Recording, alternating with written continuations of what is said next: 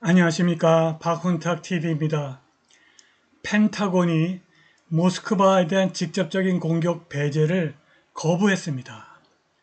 우크라이나가 쿠르스크 공격 이후 미국에게 러시아에 대한 에이테캠스 공격을 허용해달라고 요청했는데 펜타곤은 모스크바에 대한 직접 공격 가능성을 배제하지 않았습니다. 그런데 지금 미국의 배타적 경제 수역 안에 러시아 군함들이 있습니다. 구독, 좋아요, 알림 설정, 자율 구독료 부탁드립니다. 지난주 목요일 펜타곤이 1일 브리핑에서 기자로부터 우크라이나군이 러시아 쿠르스크 침공에서 미국 무기를 사용한 사실이 우크라이나가 미국 무기를 할 수 있는 일과 할 수 없는 일에 대한 미국의 정책과 일관성이 있느냐는 질문을 받았습니다. 이것은 매우 중요한 질문입니다. 우크라이나군이 미국 무기를 사용하여 러시아 영토, 군대, 민간인 및 인프라를 공격하고 있다는 것이 분명해졌습니다.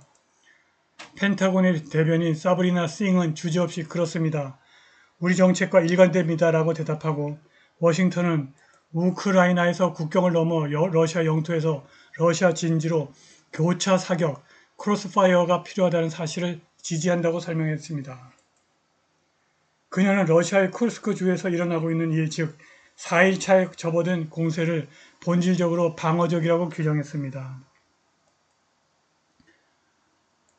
싱은 여전히 우크라이나가 미국 무기를 사용하여 러시아 영토 깊숙이 공격하는 것을 피하는 것이 미국의 정책이라고 말하려고 했는데 바로 그 순간 모스크바에 대한 직접적인 공격 시나리오에 대한 질문이 들어오자 그녀는 단순히 구체적인 범위를 정하지는 않을 것입니다라고 하여 모스크바에 대한 직접적인 공격을 배제하는 것을 거부했습니다.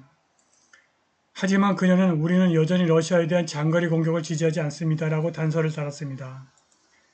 싱은 또한 여기서 그들이 공격할 수 있는 곳과 공격할 수 없는 곳을 원형 지도로 그리지 않을 것입니다라고 설명했습니다. 펜타곤의 1일 기자회견에서 모스크바 공격을 공개적으로 언급함으로써 이 대리전이 엄청나게 위험한 시기에 접어들었습니다. 러시아 국방부는 성명에서 비디오 모니터링 데이터에 따르면 랜셋 지연 무기가 미국산 브래들리 보병 전투 차량, 카자흐 장갑차, 우크라이나 장갑차 및 보병 전투 차량을 사격 위치에서 파괴했다고 밝혔고 뉴스위크도 비디오 증거로 이를 확인했습니다. 이 고위험 공격이 우크라이나가 돈바스에서 계속 후퇴하고 있는 시기에 발생했다는 점에 주목해야 합니다. 우크라이나는 러시아의 군사 지휘부를 최전선에서 산만하게 하고 모스크바의 사기를 떨어뜨릴 큰 무언가가 필요했습니다. 지금 키이우는 바이든 백악관에게 에이테킴스 장거리 미사일을 사용하여 러시아 깊숙한 곳을 타격할 수 있도록 허용해달라고 압력을 가하고 있습니다. 이것은 러시아와 협상이 필요한 레버리지를 제공할 것입니다. 이것이 전부입니다. 젤렌스키 대통령의 수석 고문 미하일 포돌리아크가 워싱턴 포스트에게 말했습니다. 우크라이나가 쿠르스크 주 일부 지역을 유지하려 할 것으로 보이며 우크라이나 관리들은 약 100제곱킬로미터의 영토를 점령했다고 의심스럽게 주장했습니다. 우크라이나는 또한 수백 명의 러시아 군인을 포로로 잡았다고 말합니다. 앞서 언급한 펜타곤 대변인의 발언에서 그녀가 모스크바 공격에 대한 제안을 언급하지 않은 것을 볼 때 러시아 영토에서 에이테캠스를 사용하라는 워싱턴의 허가가 날 가능성이 갈수록 더 높아질 것으로 보입니다.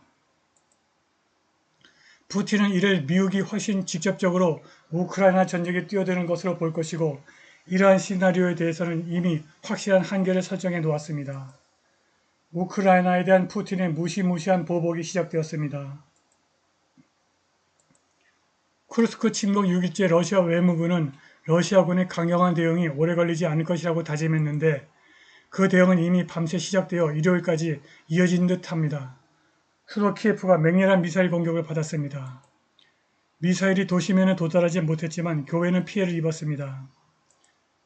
AP통신은 우크라이나군을 인용해서 최소 4발의 탄도미사일이 키예프에 떨어졌고 샤헤드 무인기 57대가 공격받았다고 보도했으며 우크라이나 공군은 방공망을 통해서 무인기 53대를 요격했다고 밝혔습니다.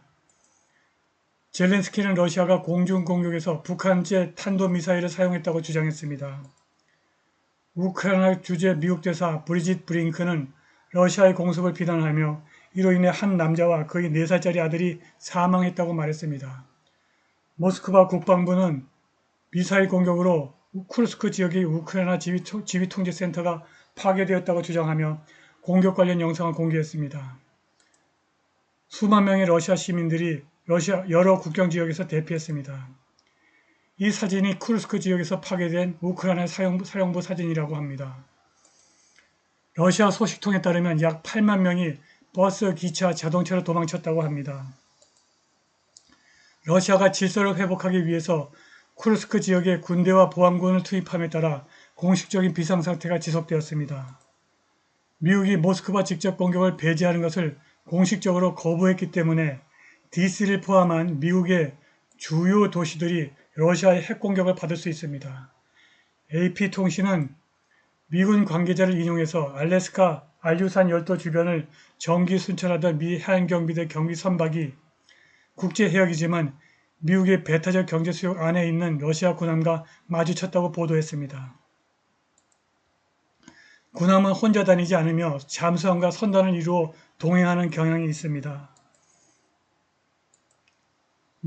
미국 해안경비대 커터 알렉스 헤일리 승무원이 월요일 아무크타 고개에서 남동쪽으로 약 30마일 48km 떨어진 곳에서 러시아 군함을 발견했다고 미 해안경비대가 금요일 성명에서 밝혔습니다.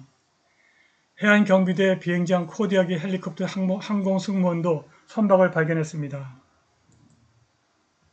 성명에 따르면 해당 선박은 국제해역을 통과하고 있었지만 여전히 미국 배타적 경제수역 내에 있었습니다. 배타적 경제수역은 미국 해안선으로부터 200해리 370km 떨어진 곳입니다. 러시아는 이제 미 해군이 대양은커녕 자국의 해안선도 지킬 능력이 없음을 알고 있습니다. 러시아 매체 스푸트니크가 8월 13일 미 해군이 끔찍한 상태, 테러블 스테이트에 있다고 보도했습니다. 미 해군이 2023년 7,400명을 충원하지 못했고 관료주의에 시달리고 있습니다. 지금 미 해군은 286만 명의 군인이 있었을 때보다 훨씬 더 많은 장교가 있습니다. 해군 장교는 보병에 비해서 엄청난 급여와 연금을 받는데 이는 일반 군인, 선원, 공군, 군인의 사기를 떨어뜨립니다. 홍해에서 조야한 무기를 사용하는 예멘의 공격조차 막지 못하는 미 해군은 과대평가되었고 시대에 뒤졌고 대항은커녕 미 해안선도 지키기 어려울 것입니다. 펜타곤이 우크라이나를 내세워 에이테킴스로 모스크바를 공격한다면 그 전에 미국의 대서양과 태평양 해안은 러시아의 핵 어뢰로 핵쓰나미를 맞게 될 것입니다. 한국과 일본이 국제정치에서 역할을 해야 합니다. 한국과 일본이 미국과 러시아 사이에서 평화를 중재하는 역할을 해야 합니다. 그것이 진정한 의미의 한미일 동맹일 것입니다. 오늘 방송은 여기까지입니다. 감사합니다.